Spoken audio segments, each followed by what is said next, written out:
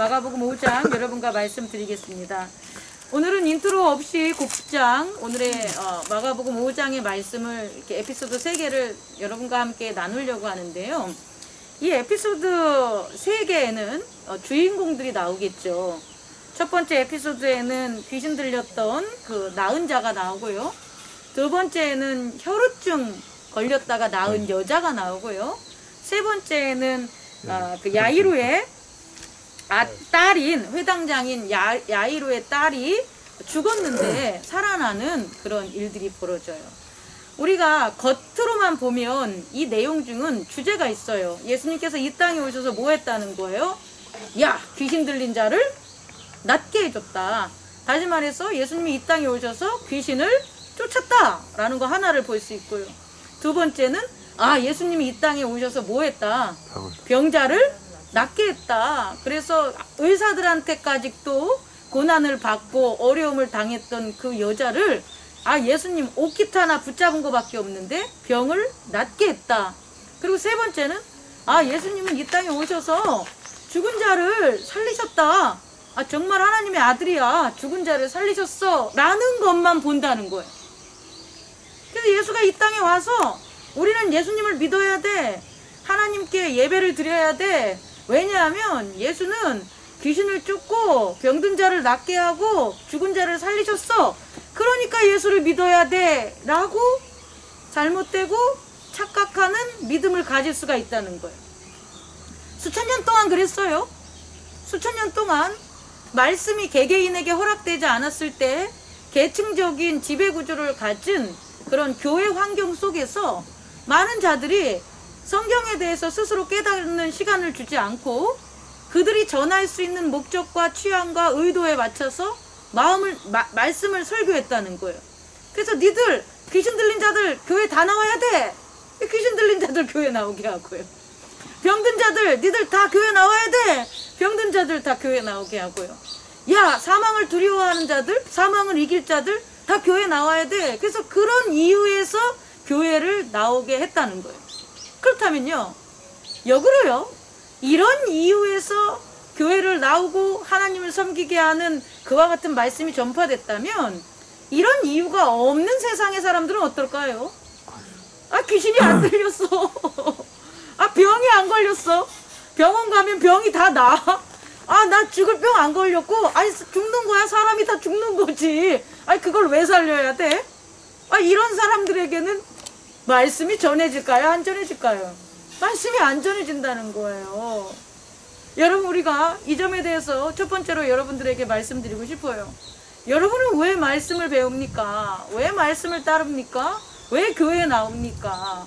이 겉으로 일어나는 예수님이 가진 권능을 귀신을 쫓고 병든 자를 낫고 그리고 죽은 자마저 살리는 권세가 있어 라는 것 때문에 나의 병, 나의 질병, 나의 잘못된 정신질환 혹은 나의 어떤 것 때문에 나온다면 여러분 절대 여러분들의 믿음을 지킬 수 없음을 아이러니하게도 여러분에게 전하고 싶습니다. 그렇다면 이 세 에피소드에서 우리가 중요한 건 뭐냐면요, 예수님의 말씀을 순종하게 만드는 기회를 준다는 거예요. 다시 말해 예수님을 만날 수 있는 기회를 준다는 거예요. 예수님을 만남으로 그가 그리스도라는 그와 같은 믿음을 갖게 하는 기회를 준다라는 거예요. 근데 그가 그리스도라는 그런 믿음은 귀신을 쫓아낸다고, 병이 고쳐진다고, 죽은 자가 살리는 것을 목격했다고 생기는 게 아니라는 거예요. 귀신을 쫓아내도 믿음이 생기지 않고, 병든 자를 고쳐놔도 믿음이 생기지 않고, 죽은 자를 살리는 것을 내 눈으로 목격해도 믿음은 생기지 않는다는 거예요. 그럼 믿음은 어떻게 생기냐는 거예요? 믿음은 예수님을 만나서 그의 말씀을 순종할 때 나타나는 거예요. 믿음은 예수의 권능으로 나타나는 게 아니라 예수의 권능으로 내가 그 권능에 순종하고 따를 때 나타나는 거란 말이에요. 그래서 오늘 마가복음 5장 말씀을 보면 약간 우리의 생각과, 약간이 아니야, 아주 많이 아주 많이 우리들의 생각과 경험과 전혀 다른 일들을 이 말씀에서 찾을 수가 있다는 거예요. 첫 번째는요, 바로 이겁니다. 첫 번째 에피소드에 나오는 것은 귀신이 쫓아낸 그 사람이 예수님에게 무엇을 청했냐면 뭐라고 청했어요? 18절, 예수께서 배에 오르실 때에 귀신 들렸던 사람이 함께 있기를 강구하였더라 이거예요. 예수님, 저 예수님 따라갈게요 이렇게 했단 거예요. 그랬을 때 예수님이 뭐냐면 아주 19절에 보니까 허락하지 아니했다라는 거예요. 여러분 이 의미를 어떻게 생각하십니까? 아이고 예수님이 무슨 뜻이 있겠지 이렇게 생각할 수 있겠죠. 그죠? 그런데요, 중요한 건 무슨 뜻이 있겠지 이렇게 생각하면 안 된다는 거예요. 우리가 생각할 때 우리에게 곧바로 적용할 수 있는 거예요. 아니 목사님 이거 이렇게 하면 어떠세요? 이렇게 하지요 라고 권할 수 있어요 없어요? 있다라는 거예요. 그런데 그 사람은 그걸 권하면서 야 목사님이니까 내 말을 들어주겠지 라고 해서 그 말을 하는 거 아니겠어요? 근데 목사가 그 말을 허락하지 아니할 수도 있다라는 거예요. 이해할 수 있겠습니까? 근데 우리는 그렇게 생각하지 않고 살아간다는 거예요. 부모가 자녀한테 어떤 부탁을 할 때 왜 하냐면 자녀가 들어줄 줄 알고 하는데 자녀가 캔슬해버려요.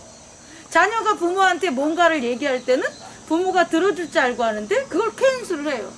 다시 말해 그렇지 않는 상황들이 나타난다는 거예요. 그럼 여러분에게 물을게요. 왜 자녀가 부탁하는 것을 여러분들은 허락하지 않습니까? 합당하지 않으니까. 그 자녀가 그렇게 하기에 믿음이 가지 않으니까 그러는 거예요. 만약에 자녀가 믿음이 간다면 허락하겠죠. 자녀에게 믿음이 있다면 허락하겠죠. 부모에게 믿음이 있다면 허락하겠죠. 자녀가. 목사가 성도가 하는 것에 믿음이 있다면 뭐 하겠어요? 허락하겠죠. 그럼 오늘 에피소드에서 예수님은 왜 이 사람에게 허락하지 않았겠어요? 믿음이 없다는 거예요. 여러분 아주 중요한 걸 성경에서 찾아야 됩니다. 이 사람이 한 건 아무것도 없어요. 이 사람은 오늘의 에피소드의 주인공이 아니에요. 오늘의 에피소드의 주인공은 귀신이에요. 귀신이 예수를 찾아온 거고요. 귀신이 무슨 상관이 있냐 그러면서 봐달라 그런 거고요. 귀신이 자기 스스로 자기를 쫓아내지 말고 뭐하라 그런 거예요. 돼지떼로 가게 허락해주세요 라고 해서 예수님은 허락해준 거고요. 돼지떼가 귀신을 갖다가 들어간 다음에 물속에 빠져버린 거예요. 이 사람이 한 건 아무것도 없다는 거예요. 이해할 수 있겠습니까 여러분? 그럼 이 사람에게는 믿음이 없는 거예요. 이 사람의 믿음을 보고 예수님이 귀신을 쫓아낸 게 아니라는 거예요. 예수님이 귀신을 쫓아내는 것은 그 귀신 들린 사람과는 상관없어요. 귀신 들린 사람이 어떻게 믿음이 있겠어요? 예수님은 귀신들이 스스로 무서워서 그들이 예수께 자기들의 정체를 밝히고 예수는 그 귀신을 물리치시는 거지, 귀신 들린 자에게 믿음을 주기 위해서 귀신을 쫓아내는 게 아니라고요. 이해할 수 있겠습니까? 근데 많은 사람들이 착각하는 거예요. 정신질환과 귀신 들린 자들이 있으면 그들을 고쳐주는 줄 알아요.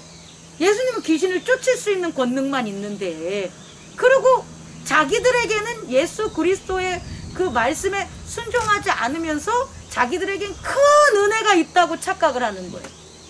그래서 예수를 쫓아간다고 하는 거예요. 그래서 목사를 쫓아간다고 하는 거예요. 그래서 자기들이 목사가 된다 그래요.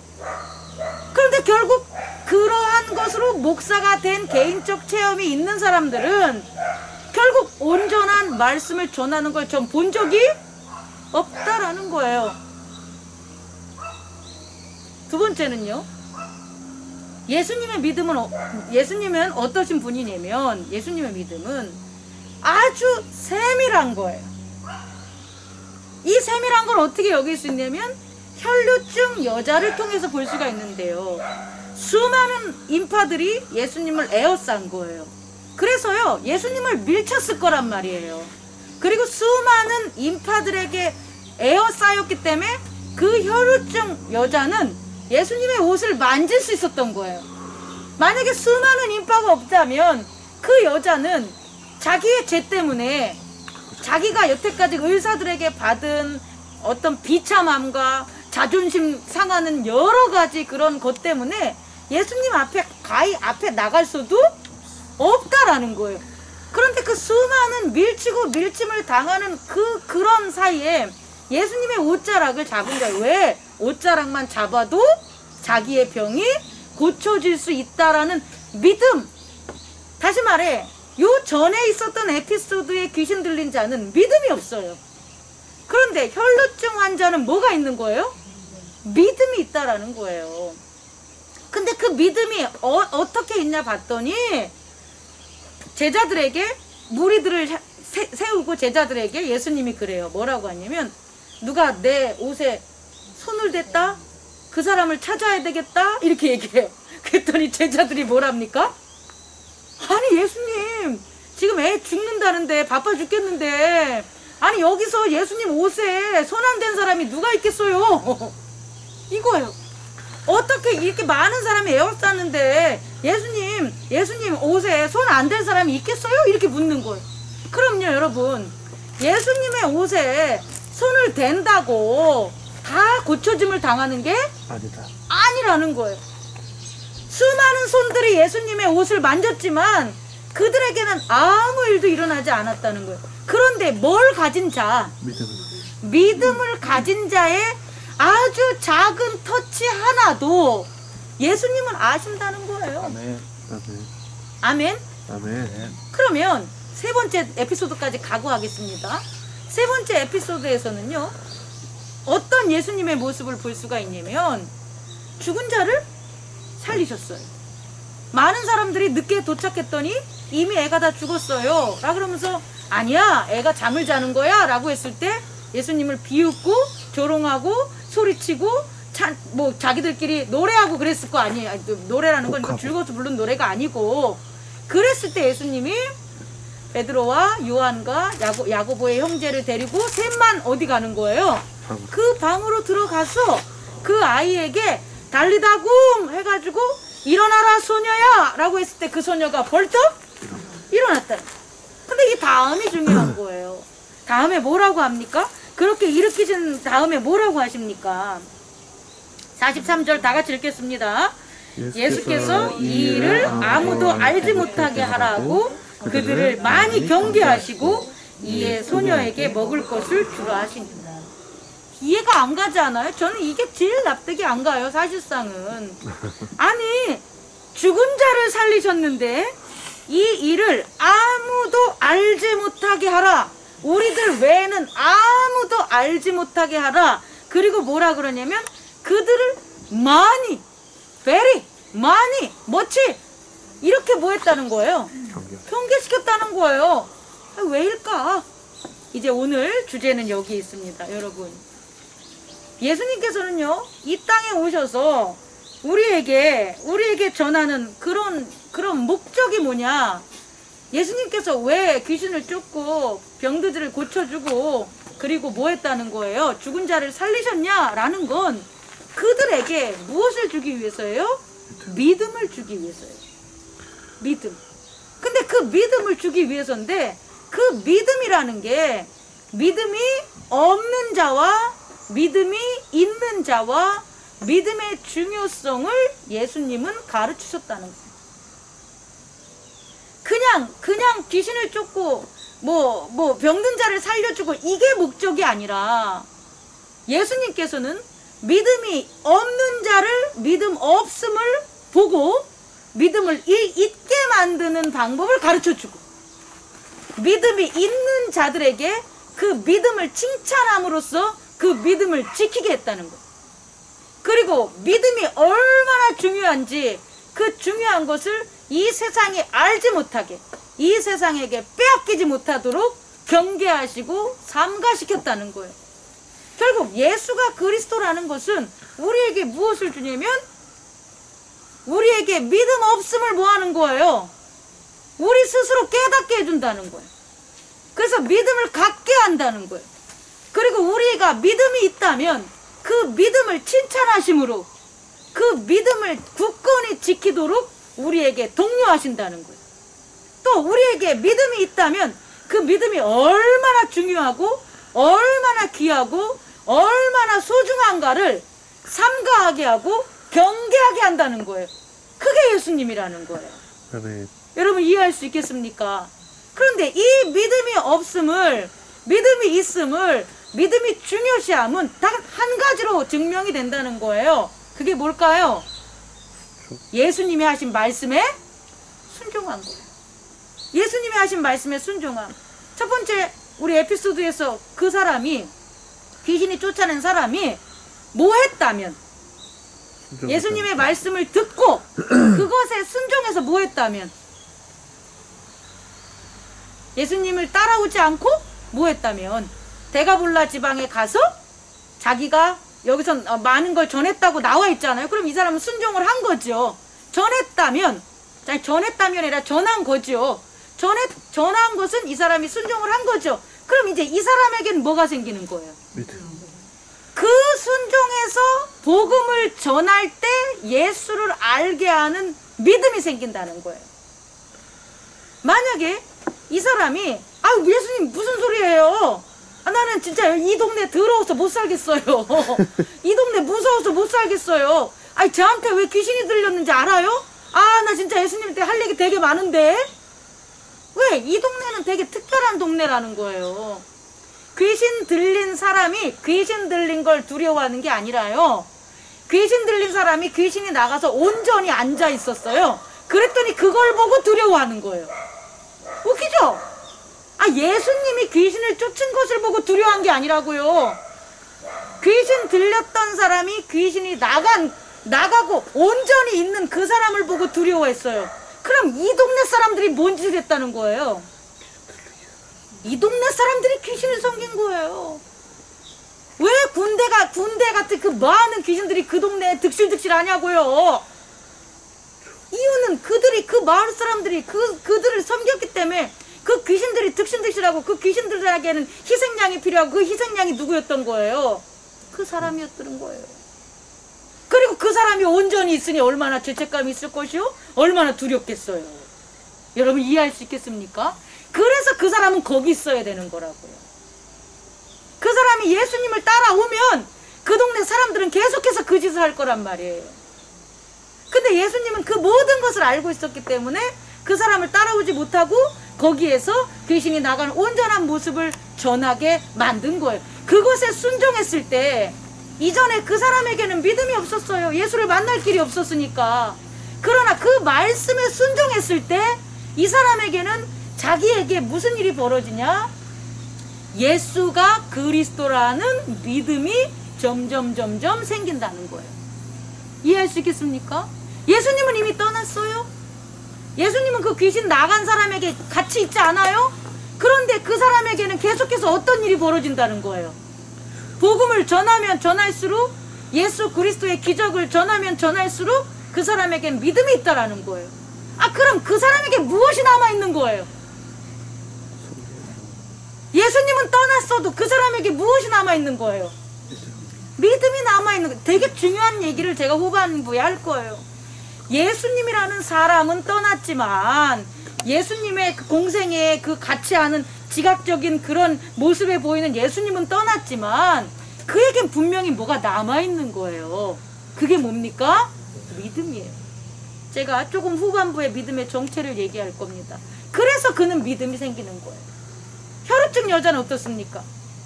혈우증 여자는 났어요. 옷자락을 붙잡고 믿음으로. 근데 그 여자가 예수님의 칭찬을 들었어요? 안 들었어요? 들었죠. 들은 후에 그 여자는 어떻을까요? 다시금 병이 걸리지 않도록 예수가 그리스도라는 믿음 안에 뭐 했을까요? 살아갔을 거예요. 이해할 수 있겠습니까? 근데 역으로 그 여자가 믿음을 잃는 일이 벌어졌어요. 그 예수가 그리스도라는 그 믿음을 잃어버리면 그 여자한테 무슨 일이 생길 수가 있을까요? 다시금 혈우증에 걸릴 수도 있다라는 거예요. 왜? 그 여자가 뭐로 낳기 때문에?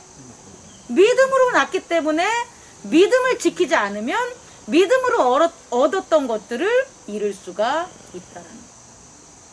세 번째 에피소드에 나오는 그와 같은 야이로의 딸에 있어서의 경계함에 있어서도 죽은 자를 살린 것 같은 그 큰 권능을 세상 사람들이 많이 알았으면 좋겠는데 왜 예수님은 몇 번이고 엄히 그들을 경계시켰냐는 거예요. 이 말을 세워나가지 못하게.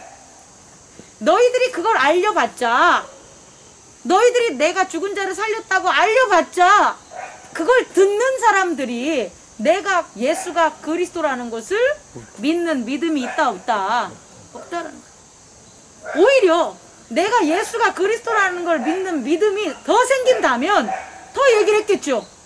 근데 너희들이 나가 죽은 자를 살렸다는 걸 전하면 전할수록 그들은 믿음이 생기지 못하는 무언가가 작용을 하기 때문에 그들에게 그 얘기를 하지 말라고 했을 거라는 거예요.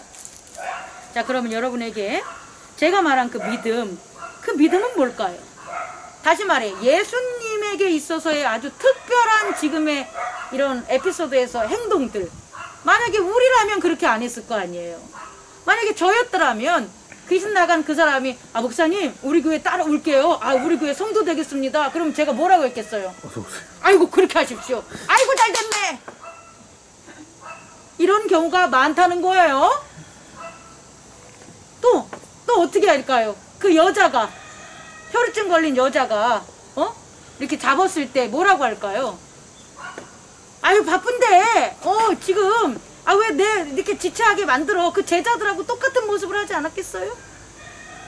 그리고 만약에 죽은 자를 살렸대 봐요. 그럼 저는 맨날 설교할 때마다 무슨 얘기 나오겠어요? 살려줬어. 맨날 그 얘기만 할 거 아니야. 근데 그 성도들에게 믿음이 가요 안 가요?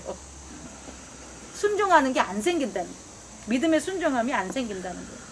그래서 제가 도대체 이 믿음이 뭘까? 예수님에게는 있는데 예수님 아닌 자들에게는 없는 게 뭘까라는 것을 제가 고민해 봤고, 예수님은 예수님에게 있는 것을 많은 사람들에게 주기를 원했는데 그 주려고 한 게 뭔가를 제가 찾아봤더니 지난주 요한계시록을 여러분과 나누면서 함께 했었던 13장, 14장 내용들이 거기 들어가요.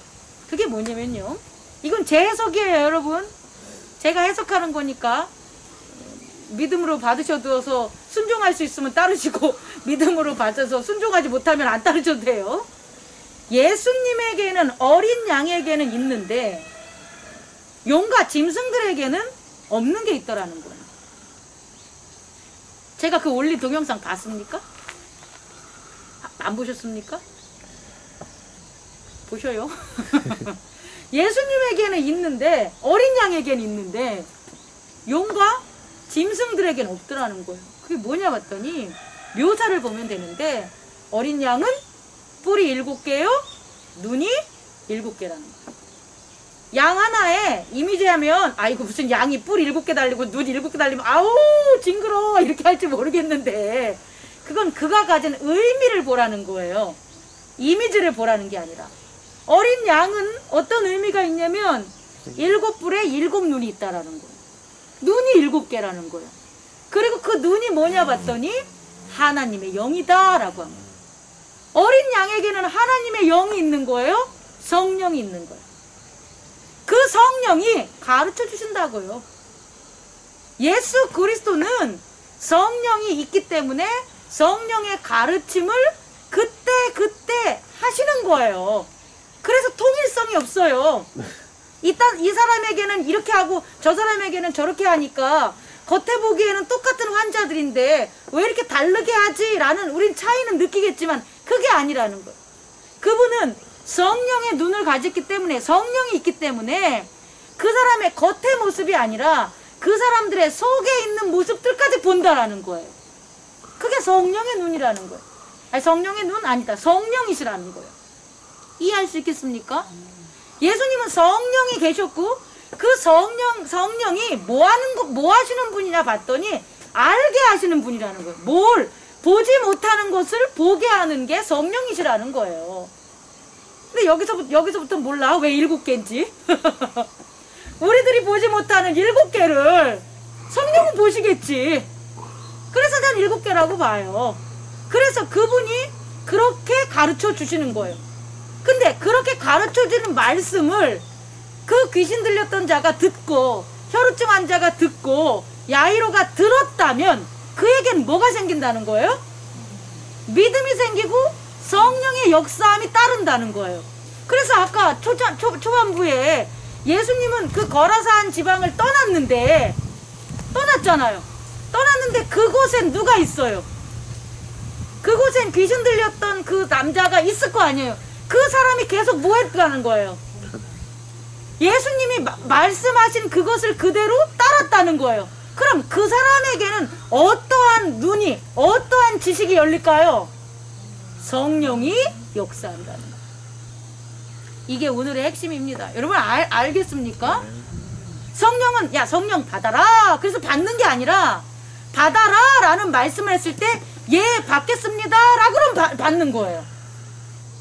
아이고 목사야 뭐뭐뭐뭐 해라 라고 했을 때 아 예 알겠습니다 하면 받는 거라고. 우리 모두가 다 틀린 거예요. 그 어떤 행동이나 예수님의 말씀은 우리들 각자마다 틀린데 그것을 뭐 한다면 예 하겠습니다 하면 우리가 받는 게 뭐냐는 거예요? 성령이시라는 거예요. 성령이 우리와 함께 하신다는 거예요. 예수가 그리스도야 라고 말로 한다고 성령이 계시는 게 아니라는 거예요. 그래서요 짐승들과 용은 특징이 있더라고요. 걔네들은 어떤 특징이 있냐면 10개의 머리와 7개의 뿔을 가졌다는 거예요. 걔네들은 눈이 없어요. 10개의 머리만 있는 거예요. 여러분 신기하지 않습니까? 눈이 없다는 것은 그들은 알지 못한다는 거예요. 그들은 머리로만 생각하는 거예요. 그들은 경험으로만 사는 거예요. 그들은 그들의 나라에서만 힘이 있는 거예요. 10개의 머리를 가졌다면 10개의 제너레이션이 있을 텐데 그 제너레이션, 그 세대에서만 그들이 힘을 갖는다는 거예요.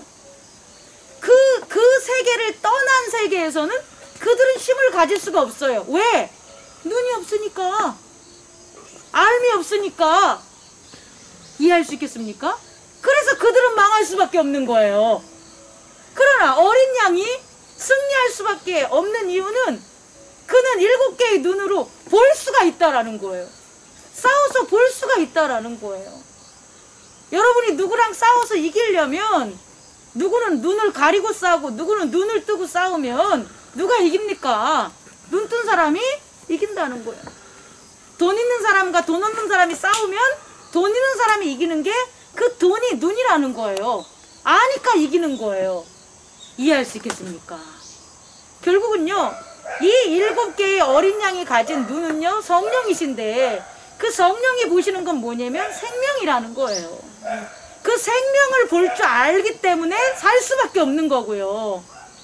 그렇지 않은 짐승과 용들은 머리는 여러 개고 왕관은 쓸 수 있지만 그들에겐 눈이 없기 때문에 뭘 못 본다는 거예요. 생명을 보지 못하기 때문에 죽을 수밖에 없다라는 거예요. 그 생명을 볼 수 있는 게 뭐다? 성령이시라는 거예요. 여러분 깨닫기 바랍니다. 아멘. 우리에게 성령이 계시다는 것은 우리가 예수 그리스도의 말씀에 뭐 하는 거다? 순종했을 때. 순종했을 때 성령께서는 우리에게 하나님 나라를 보여주신다는 거예요. 말씀을 마치겠습니다. 성령께서 보여주시는 하나님의 나라는요, 지난주에 끝부분에 나와서 제가 조금 그냥 여러분이 좀 잘 못 깨달을 수도 있지만 아주 중요한 4가지가 있어요. 그게 우리한테 나타난다는 거예요. 성령의 눈으로 우리가 예수님 말씀에 순종했을 때 성령이 우리 안에서 그의 눈으로 우리들을 가르쳐 주시고 보게 해주시면 우리들한테는 변화가 있을까요? 없을까요? 당연히 있다라는 거예요. 저는요 교회를 몇십 년 다니면서 변화가 없어. 나도 변화를 못 느끼고 우리 부모님도 내가 변한 걸 못 느껴. 그 구라예요. 거짓이에요. 내가 변해야 돼. 어쨌든 변했어. 어떻게 말씀에 있는 그 작은 모습이지만 내가 변했어. 그러면 성령이 역사하신 거고 말씀에 순종한 거예요. 아멘. 말씀의 순종함을 정말 열심히 혹은 이거 어떤 단어로 해야 돼? 아주 충성되게 순종하신다면 콱콱콱 확 바뀌는 거예요. 아주 찔끔 들었다 맞다 변화된 듯 안 된 듯 변화된 것도 같고 안 된 것도 같고 그렇게 하는 거예요. 자, 어떤 모습들이 있나 살펴볼게요. 첫 번째는요, 그가 밤낮 자고 깨는 중에 씨가 나서 자라되 어떻게 그리 된 줄 모른다. 첫 번째는 뭐라고요? 어떻게 그렇게 된 줄 모른다는 거예요. 우리가 변한 것들이 성령의 말씀을 따라서 하나님의 자녀가 된 게 어떻게 변했는지 안다 모른다. 아, 진짜 아이러니한 거예요. 근데 변하지 않는 사람들은 뭔지 알아요? 자기가 어떻게 변했는지 다 얘기해. 아, 이거 이렇게 해서 이렇게 변하고 이렇게 변한 거야. 아, 이렇게 하는 거. 야, 나 너무 은혜가 충만해 이래. 어떻게 변하는지를 알아 지가. 모른다. 여러분 꼭 명심해. 우리 행복나눔 교회 성도들 꼭 명심하시기 바랍니다. 말씀에 순종하여 성령이 역사하시는 건 내가 안다 모른다. 모른다. 그것을 증명하려고 하지도 마시고요. 그것을 자랑하려고도 하지 마시고요. 그것을 갖다가 나타나려고도 하지 마세요. 어떻게 내가 하나님의 자녀가 됐는지는 모른다는 거예요. 성령이 어떻게 나를 변화시키는 것은 모른다는 거예요. 인정하세요. 알려고 하지 마세요. 알기 전에 뭐 하자? 순종하자. 순종하면 바뀌는 거죠. 알고 순종하려고 했기 때문에 안 하는 거예요. 근데 아니에요. 알면 순종 못해요. 그냥 모르는 거다. 그러니까 순종하는 거예요. 두 번째는 뭐냐면요, 스스로 열매를 맺는 거예요. 스스로. 지난주 말씀에 나오는 거예요. 스스로. 나 스스로. 목사님이 성령을 이식해 줄 수 없어요. 여러분 이해할 수 있겠습니까? 예수님이 부활하신 후에 성령을 받아라 라고 했다고 목사들이 안수하면서 성령을 받아라 한다 그래가지고 성령이 받아지는 게 순종하는 게 아니라는 거예요. 내가 말씀에 내 스스로 내가 순종하는 거예요. 누가 하라 그래서 하는 것도 아니고 하지 말라 그래서 안 하는 것도 아니에요. 내 스스로 말씀에 순종해야 돼요. 그래서 어떻게 되냐면 싹이 나고 그 다음엔 이삭이 나고 그 다음엔 곡식이 나는 그와 같은 그런 나의 변화가 나타나는 거예요. 내가 스스로 순종했기 때문에 나한테 일어나는 변화가 있는 거지, 내가 스스로 순종하지 않으면 나한테 일어나는 변화는 없다는 거예요. 여러분 이해할 수 있겠습니까? 오늘 귀신 들렸던 자가 자기 딴에는 예수님 쫓아가고 싶었겠죠. 더 이상 이 마을에 있기 싫었겠죠. 근데 그 자기 생각을 버려버리고 예수님이 남아서 데가볼라 지방에 네가 있었던 그 일을, 주가 행한 일을 전하라 라고 했을 때 그가 뭐 한 거예요? 예 했겠죠. 그래서 그가 싹을 트이고 이삭으로 자라고, 그리고 뭐가 됐을까요? 열매를 맺었다는 거예요. 그 열매를 맺을 쯤 예수님은 다시 데가볼라 지방에 그를 만났을 거라고 저는 생각을 해요. 왜? 한 번만 여행한 게 아니니까. 세 번째는 뭐가 되냐면 추수할 때가 이른다는 거예요. 다시 말해, 나는요, 내가 추수해서 내가 먹는 게 아니에요. 내 인생이. 예수를 따르고 성령이 역사하는 나의 삶이 내가 무엇을 해가지고 내가 잘 살고 잘 먹고 잘 이루려고 하는 게, 그게 성령의 순종함이 아니라 그 변화된 나를 뭐 한다는 거예요? 반드시 추수하신다는 거예요. 나를 들어 쓰시겠다는 거예요. 하나님이 나를 들어 쓰시겠다고 했을 때는 30배, 60대, 100배의 열매가 나는 거예요. 여러분, 우리 믿는 자들이 톡 까놓고 얘기합시다. 내가 뭔가를 갖다가 열매를 갖다 그 원하던 걸 못 얻는다면요, 내가 아무것도 지금 못하고 있는 거예요. 생각을 해보세요. 인테리어를 아무것도 못하는 사람이 그 인테리어 환경에 집어넣으면 그가 뭐 합니까? 못하죠. 뭐 하려고 해도 뭐예요? 시키지 않죠. 망쳐놓는다고 시키지 않죠. 그럼 그 사람이 얻는 게 뭐가 있겠어요?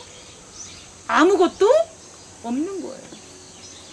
그런데 노련한 사람들, 기술자들, 그런 사람들은 그 사람들이 뭘 보고 그 사람들의 열매, 노련함과 기술의 열매를 보고 그 사람을 뭐 하는 거예요? 데려가서 일을 시키는 거잖아요. 그리고 그거에 대해서 뭘 줍니까? 그 기술에 대한, 그 일에 대한 결과가 크면 큰 사람일수록 많은 것들이 그에게 뭐가 되는 거예요? 주게 되는 거죠. 여러분 이해할 수 있겠습니까?